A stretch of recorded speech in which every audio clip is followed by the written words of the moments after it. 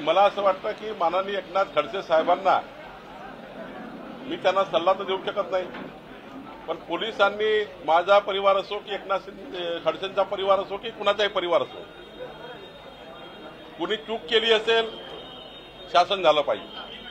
जर त्यांची चूक नसेल तर शासन होणार नाही।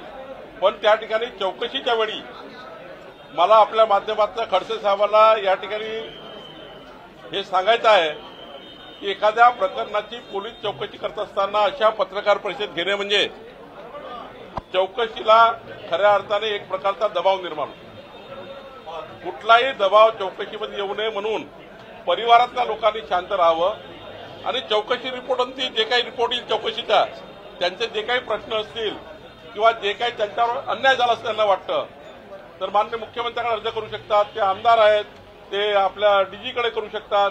पण चौकशीवर प्रेस कॉन्फरन्स घेऊन एखादं प्रकरण तपासामध्ये आहे, एखादं प्रकरण तपास सुरू आहे, त्यावेळी त्या प्रकरणाबद्दलची चर्चा मीडियात करणे किंवा त्याबद्दलची प्रेस घेणे एक प्रकारचा असा प्रयोग म्हणजे पोलिसाच्या एकूण यंत्रणेवर, तपास यंत्रणेवर दबाव येऊ शकतो।